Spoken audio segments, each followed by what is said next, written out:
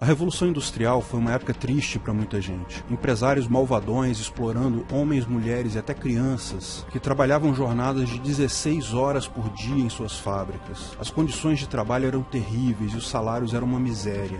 O que muita gente deixa de se perguntar é: por que as crianças e os pais delas aceitavam essas condições, uma vez que eles não eram obrigados a isso? A resposta é óbvia. As condições alternativas que eles tinham era ficar no campo, trabalhando para os nobres ingleses em condições ainda piores. Eles optavam livremente por trabalhar em fábrica, até crianças, até 16 horas por dia, porque isso era melhor que a alternativa que eles tinham então. E era tão melhor que não deixou dúvidas. Milhares migraram da miséria do campo para a miséria um pouco menor das cidades. E o nosso mundo mudou completamente desde então.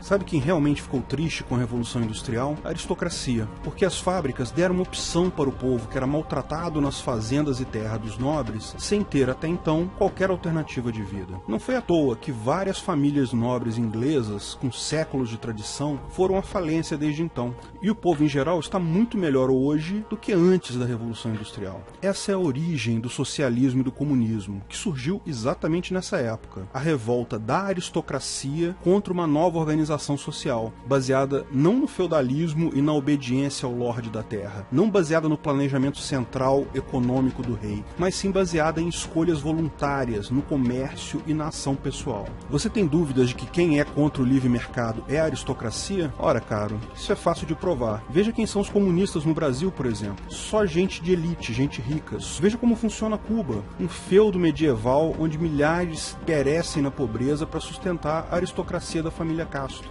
Não se iludam, a guerra sempre foi povo versus governo. A diferença é que o governo no passado eram os reis e a aristocracia. Hoje, quem defende o governo são os comunistas e socialistas em geral. O livre mercado é a melhor arma que o povo tem contra seu governo. Seja esse governo um grupo de monarcas sadistas, seja esse governo composto de comunistas e socialistas perversos.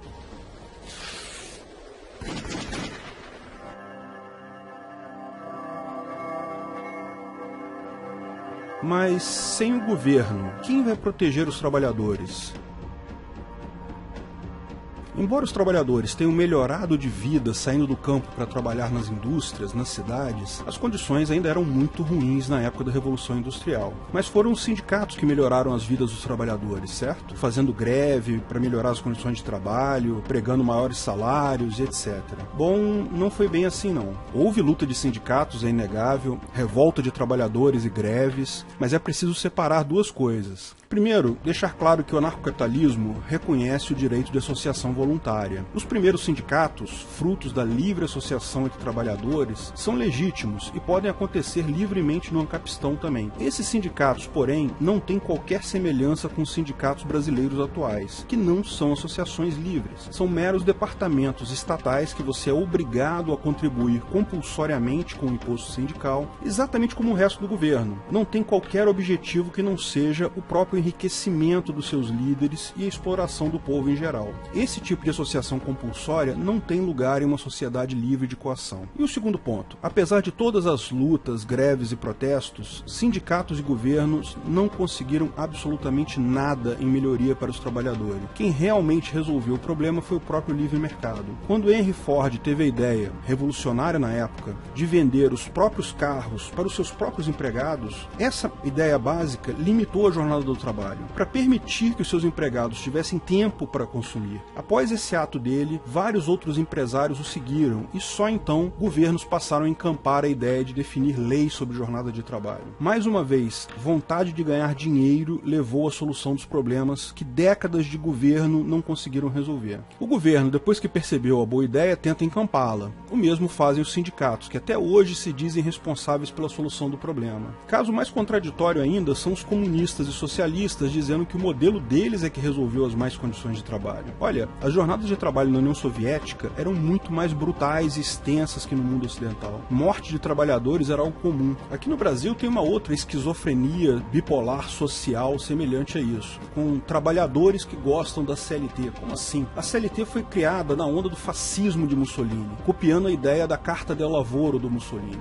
Getúlio Vargas era abertamente simpático ao movimento nazista e só não aderiu ao eixo, a Alemanha, na Segunda Guerra, porque levou um pito do presidente americano, do Franklin Franklin Roosevelt. Tudo no Estado, nada fora do Estado, nada contra o Estado. Foi a famosa frase síntese do Mussolini para descrever o fascismo. Essa ideia de que o governo protege o seu povo de empresários malvadões é, na realidade, a aristocracia buscando manter o seu poder sobre o povo, contra a força que destrói tal poder, que é capaz de liberar o povo, que é o livre mercado.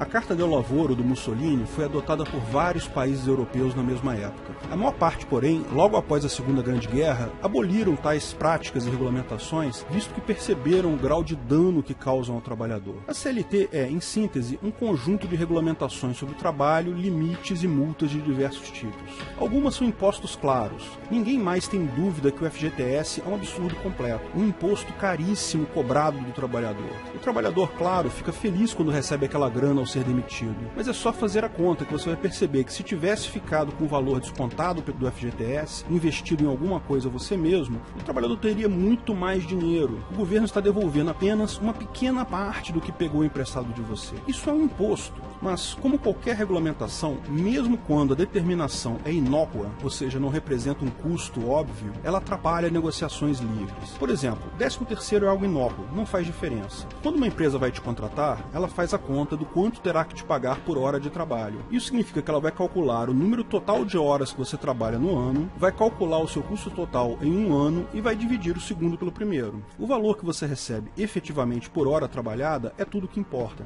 O fato de você receber em 12 parcelas, uma para cada mês, ou em 13 parcelas, não faz diferença. A pizza não fica maior se você divide ela em 13 pedaços, ao invés de dividir em 12 pedaços. Férias compulsórias, jornada de trabalho limitadas, horário de almoço, tudo isso não traz ganho algum ao trabalhador, só limita a possibilidade dele negociar esses pontos em troca de um salário maior. Mas só se engana quem acha que isso não traz um prejuízo ao trabalhador. Esse monte de regras contribui para a insegurança jurídica. Sempre há o risco de algum desses milhares de itens da CLT, acordos sindicais, OJ-SDI 1, OJ-SDI 2, serem questionados depois na Justiça do Trabalho. Isso leva os empresários a considerar esse custo na contratação de novos funcionários. É só mais um custo que compõe o custo total do empregado para o empregador. Como o empregador não tem como evitar esse custo, ele atua nos dois únicos custos que ele pode mudar: o valor do salário e o custo final do produto. Daí, ou você vai ganhar menos para compensar essa insegurança jurídica, ou o produto final vai ficar mais caro para você comprá-lo.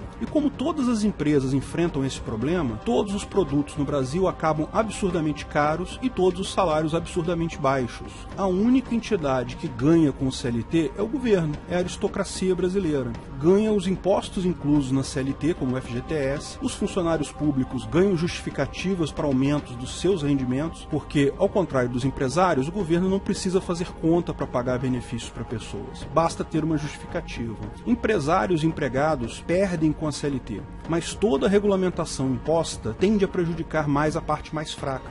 A parte mais forte sempre pode jogar o custo dessa regulamentação para outra parte. A CLT acaba por condenar à miséria eterna os trabalhadores brasileiros. Mas, se acabar a CLT, quem garante que o patrão vai repassar esses ganhos para os empregados? Bom, a resposta é simples, é o livre mercado. Ninguém espera que empregadores sejam bonzinhos. Empregadores contratam empregados sempre pelo menor valor possível. Essa é a lógica. A questão é que empresários precisam de empregados. A relação de emprego não é caridade, é negócio. Uma pessoa que tem dinheiro precisa do seu serviço, que é o seu trabalho, e você quer vender o seu serviço a troco de dinheiro. O que determina o salário de uma profissão é sempre o mercado. Como todos os empregadores enfrentam os custos da CLT, os salários se equilibram no mercado em valores baixos. No momento que não houver mais a CLT, o empresário que precisar contratar alguém poderá oferecer um pouco mais para pegar os melhores trabalhadores daquela profissão. Quando alguém fizer isso, as outras empresas ou sobem também o salário ou vão perder os melhores profissionais. O livre mercado desregulado retira a pressão sobre a parte mais fraca da negociação e leva naturalmente o valor do salário para patamares mais altos, com ganhos tanto para o empregado quanto para os empregadores.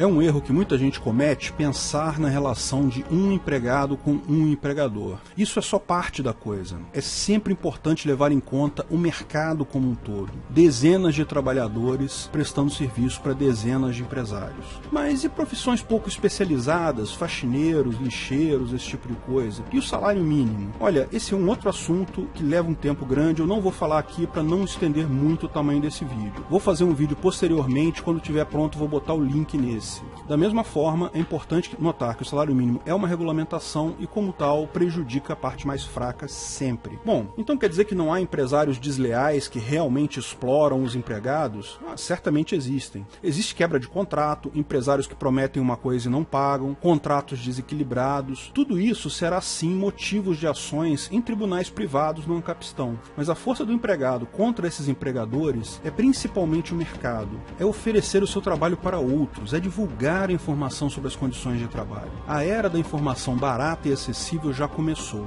Nela, grandes organizações hierárquicas são impossíveis. Nenhuma grande companhia, nenhum governo conseguirá se manter economicamente viável. A força do empregado é o livre mercado do seu serviço, do seu trabalho. Invista em liberdade, busque atender bem e agregar valor ao que você faz. O retorno é certo.